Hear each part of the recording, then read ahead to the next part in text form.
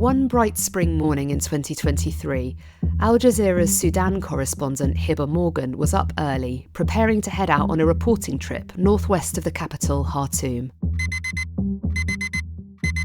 So 15th of April, I woke up in the morning, I got ready, see what I need to pack, all those logistical stuff that we usually deal with when we're going out of the capital.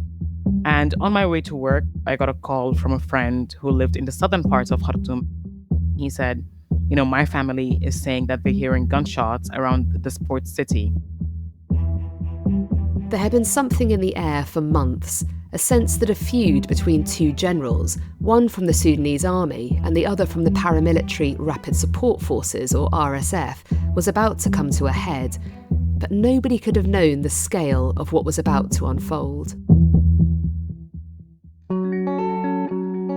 I'm Nicola Kelly, and this is Silenced.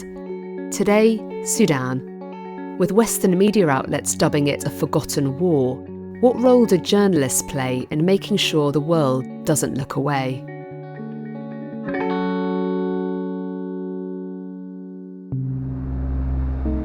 Saying that you can hear gunshots around Sports City where the RSF is, that means something is definitely wrong. And I was on Kober Bridge, which is one of the bridges that connects Khartoum north to the central part of the capital. So I just stepped on the gas, drove down Nile Street, passed by the presidential palace, and there I saw soldiers preparing to close the streets from any passerbys and any cars driving. And then I made a U-turn and I looked around and there was literally no other car behind me. On her way to the Al Jazeera bureau, Hiba saw the first signs that the war was not breaking out in the north as everybody had expected. Rather, the conflict was starting right there in the centre of the capital. And just as I was driving in, that's when I heard the first gunshots.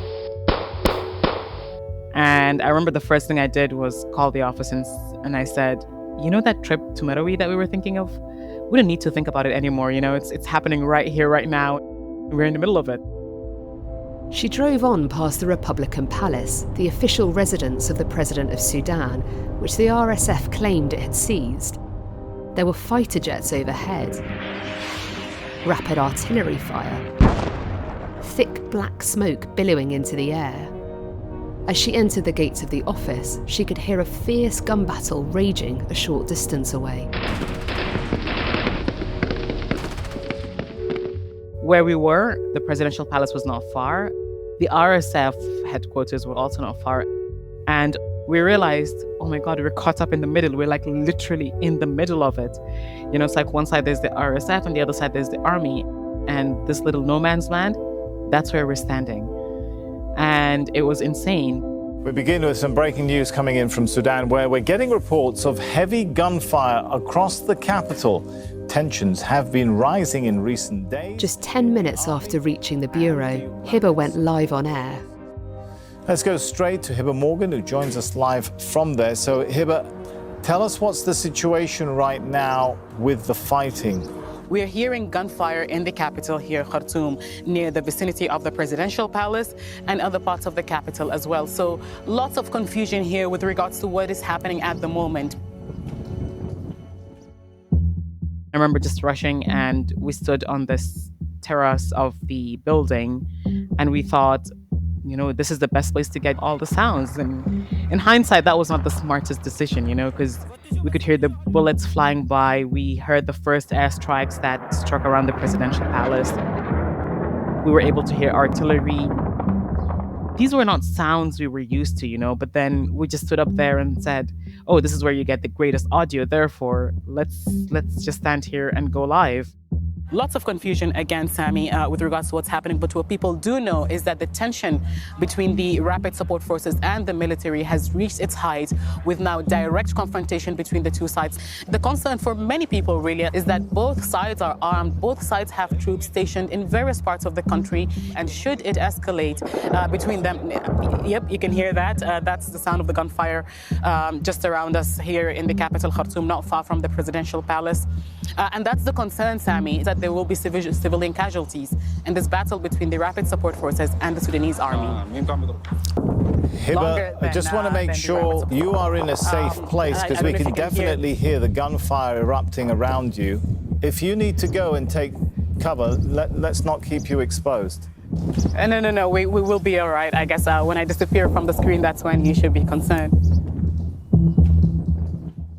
Now I'm thinking, what was going through my mind? We could have easily been shot, because it was a very exposed position that we were in.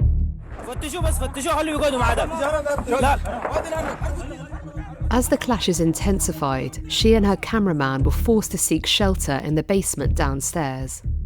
When we're doing our lives, usually we're on the 4th or 5th floor. We're not sure where the pilot is looking at, The RSF that he's targeting could be just about 300 meters away from where we are. There's also the RPGs that they were using. We were told that it could go through walls.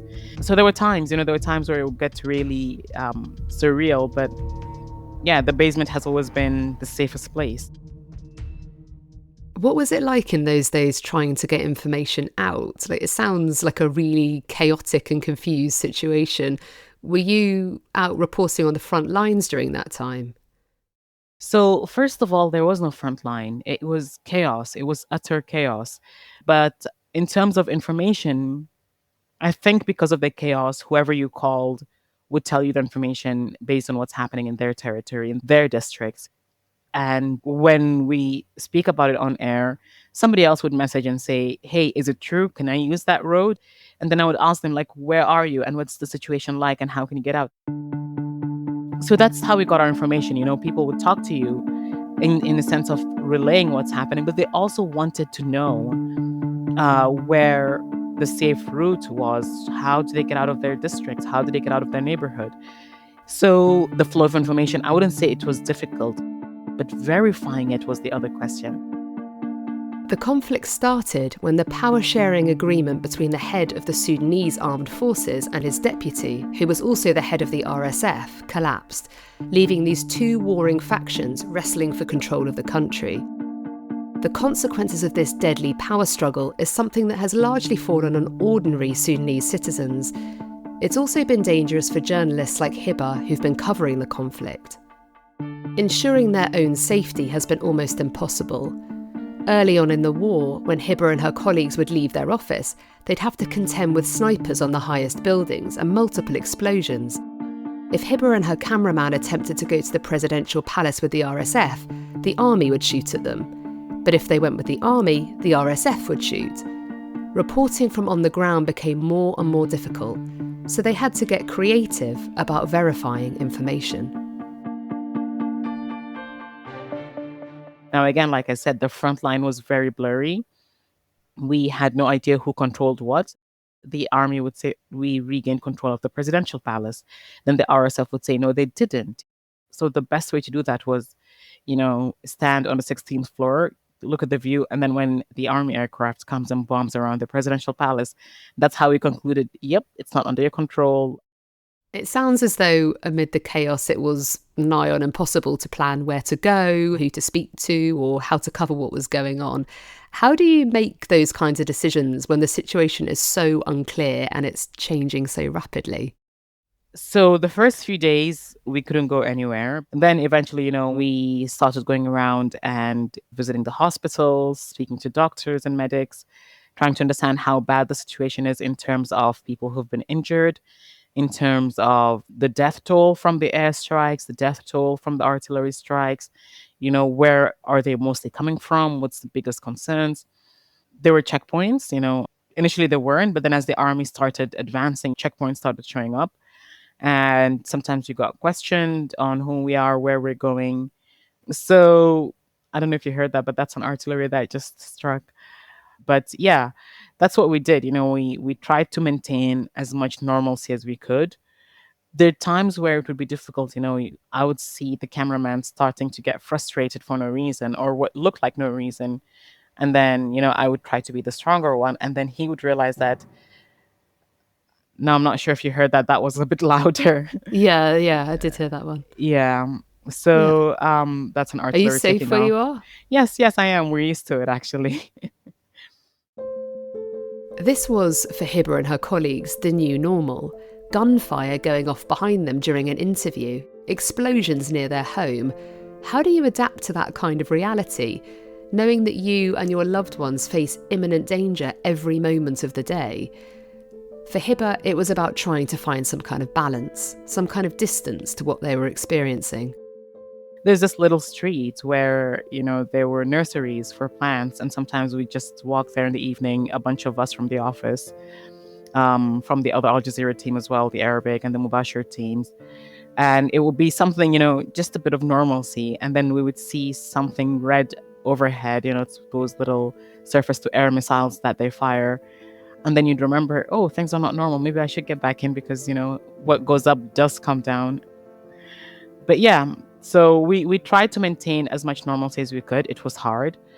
But I think overall, we managed to come up with some sort of a balance that kept us going and still keeps us going. While most journalists have evacuated, Hiba has stayed in Khartoum throughout the conflict. She's watched as millions of people have fled their homes, desperately seeking safety across borders. Khartoum is not the Khartoum that we know. And, the sad thing is this happened during Ramadan. And usually during Ramadan, nighttime, there's a lot of life to the city, lights everywhere, people gathering along Nile Street, people laughing and smiling everywhere you go. That's what we lost when the war started. The tension that we who were following the news and reporting on it knew was happening under the surface of the country. A lot of people did not feel it. And then April 15th happened. And the first few days, even Nile Street, because from our office we could see Nile Street, it was dead. The lights were out. There were no people, obviously.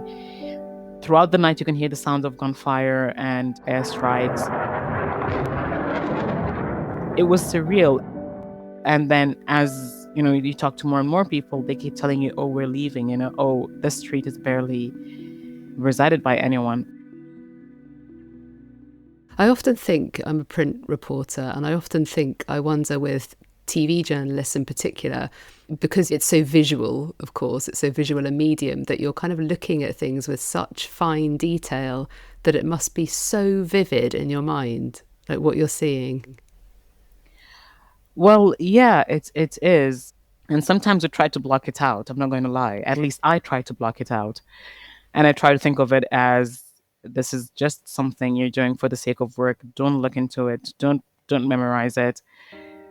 But it comes to you, there are times where you're sitting having a cup of coffee and then you remember something very random that you saw, but it caught your attention because it's not supposed to be there.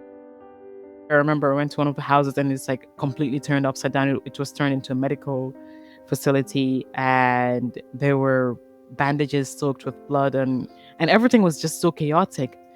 And then there was this baby carrier that was clean, It was white and there was not a single spot on it. And I just wondered, how did you survive that? It was just there and we're looking at it like, why are you there?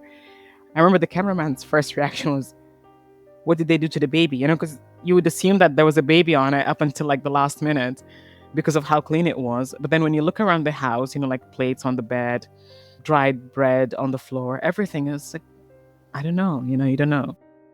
It's there, and I don't think it's going to go away from our memories anytime soon, partly because we keep seeing things like that, because again, the war is still ongoing.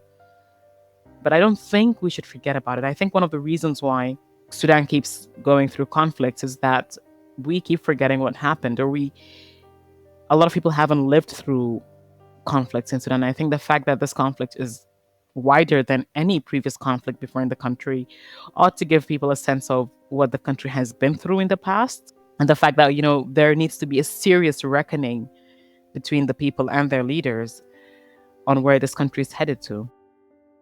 We were many families. The kids had no food or water for days. The UN has warned that the fighting is creating what it calls a catastrophic humanitarian crisis. Efforts to revive talks between the warring sides are ongoing, but for now, the sounds of artillery and gunfire continue to dominate the capital and other parts of the country. Hiba Morgan, Al Jazeera, Durman. Once during a break in the fighting, Hiba returned home to a very different street to the one she'd always known. There were cars that were destroyed and damaged, and they were just abandoned. The homes, on the streets at least, the buildings on the streets, you could see like bullet markings on them. When you go a little bit in districts and neighborhoods, a lot of the doors were open to show you that those homes have been broken into and things were stolen. And that's what a majority of the streets and the homes in Khartoum now look like, When we're out reporting sometimes, when you get to places where people haven't returned yet, you can still see some of their things that were on the verge of being stolen, and for some reason they weren't. This is what Khartoum now looks like, and it breaks my heart. I remember one time in part of Durman, a place called Wad Nubawi, it took me about a couple of minutes to realize, oh my God, this is the street that you used to drive on every week. I used to drop my friend there sometimes, and I used to visit her where she lives, except that it looked different then. There were people walking. You could hear the noises coming from like tea places. But now it was just bullet holes and checkpoints and pickups of soldiers driving left, right, and center. And the smell of decaying and decomposing bodies, everything about it, and it kind of gave me an idea of like, oh my God, this is Khartoum now, Buildings are like this all over. Homes are like this all over. That's what the smell is like, And there are places where if you go, you'd see bones, like human bones, and you'd realize there were bodies here that were not buried. They decayed and decomposed to a point where only the bones are left, and the bones are scattered because the dogs have, they've come and eaten from those dead bodies. So there are places where you feel like it's lifeless. Places where even when you're standing there, you feel like your energy is being sucked out of you. Your energy is draining from you. The trees are yellow. The electricity poles are down. Wires are just down. Places where there is no water for over a year. It's not the Khartoum that it was before the war. People say this is the largest humanitarian and displacement crisis in the world, but also in the West, Sudan's repeatedly been dubbed the forgotten war. Why do you think that is, and how do you make sure that it's not forgotten? I think the reason why it's dubbed the forgotten war is because Sudan has always been in conflict. It's the conflict in Darfur, it's the conflict in the South. The South had 2 civil wars before it seceded in 2011. And the first civil war started just months before the independence of the country.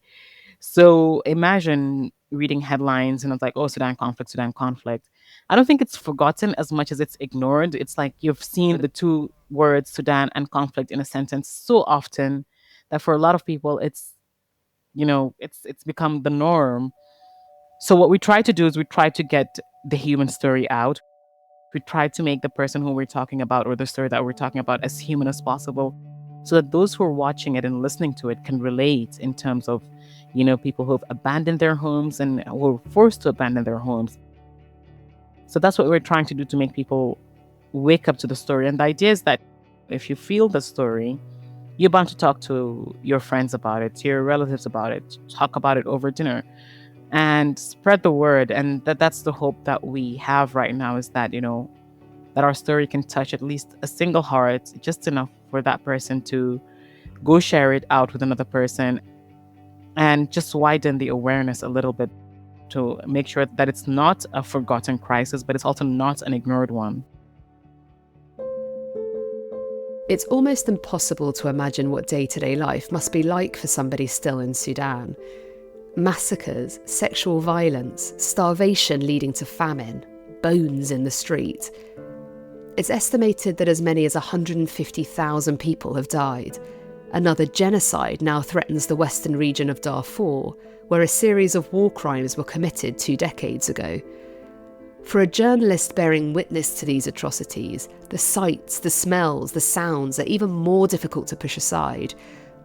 Even before the conflict began, Hiba says working in Sudan had, at times, presented multiple challenges that a foreign correspondent might not find elsewhere.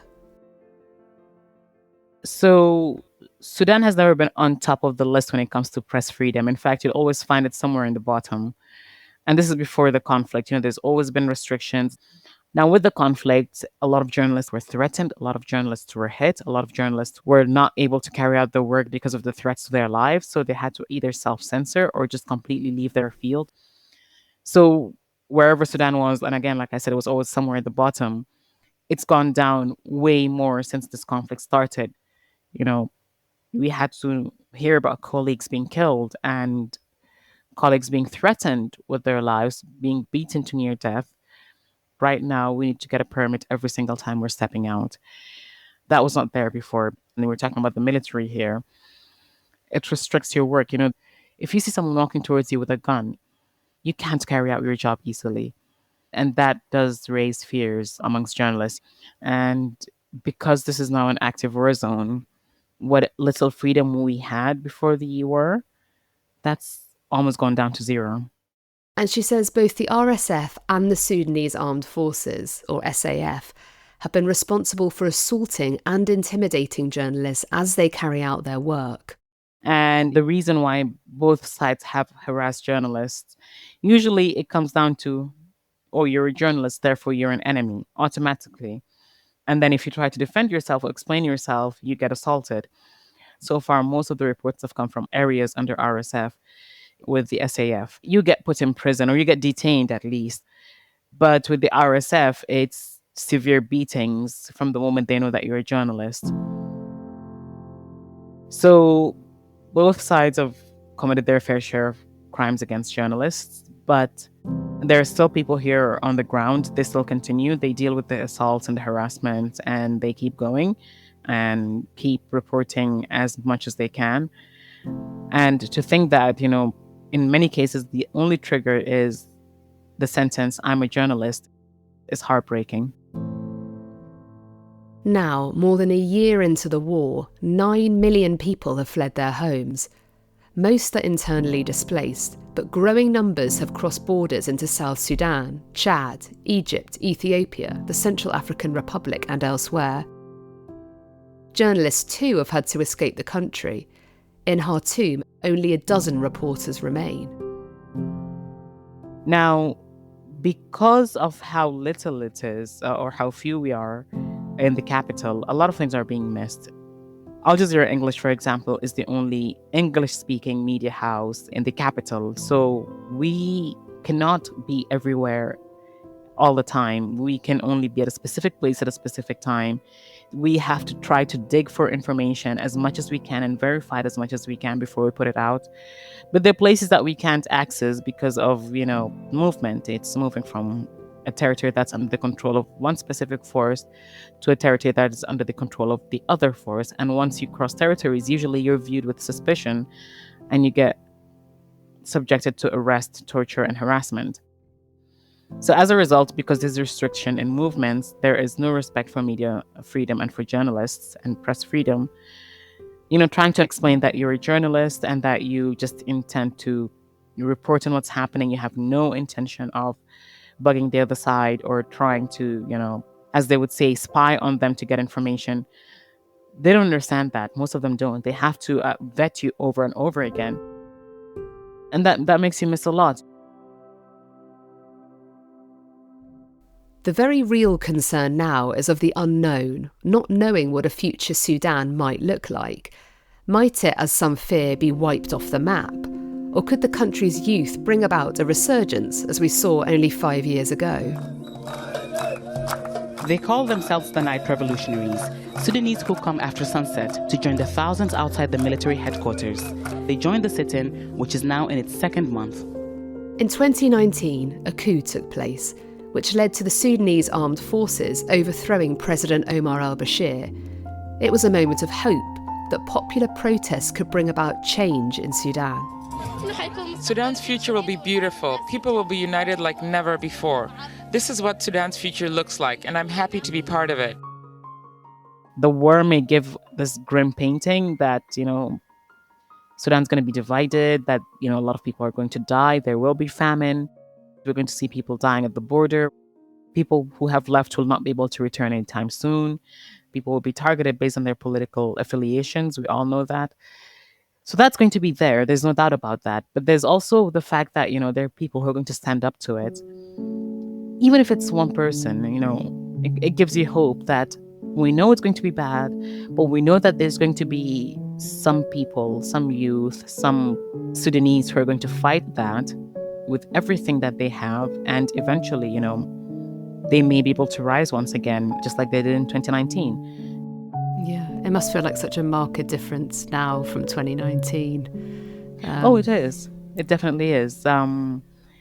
It's heartbreaking. I'm not going to lie. We've seen them protesting, taking to the streets, full of hope. The sitting in front of the army headquarters, demanding them overthrow Bashir. The euphoria, their knowledge and awareness, all of that, the fact that they knew what they were talking about, even if things look really grim right now, even if, things get really bad, the knowledge and the fact that they're there, the youth that led the protests and the demonstrations, the fact that they haven't completely given up on their dreams gives you a bit of hope that whatever the trajectory of the country is now, once these youth come back together again, it will change, and it will change for the better. And what about you? Have you ever felt that your personal security is so compromised that you want to leave, or will you stay no matter what? I'll stay. For the time being, I'll stay. I don't think I'm going to be leaving in the near future. For one, there are very few English-speaking media outlets here in Sudan as a whole. In the capital, Khartoum, it's only us. It's not always safe. But I'll be staying for the time being and for the foreseeable future because I feel like people need to know. The reason why it's called a forgotten conflict again, and I think it's ignored, not forgotten, is because for a lot of people, it's not out in the headlines enough. If I do leave, the little that we're providing right now, the little coverage, that would reduce even further. And that's not what the country needs right now. The UN has warned that the fighting is creating what it calls a catastrophic humanitarian crisis. Efforts to revive talks between the warring sides are ongoing. But for now, the sounds of artillery and gunfire continue to dominate the capital and other parts of the country. Hiba Morgan, Al Jazeera, Durman. You've been listening to Silenced. I'm Nicola Kelly. The producer was Kevin Caners. This is a podcast for Article 19.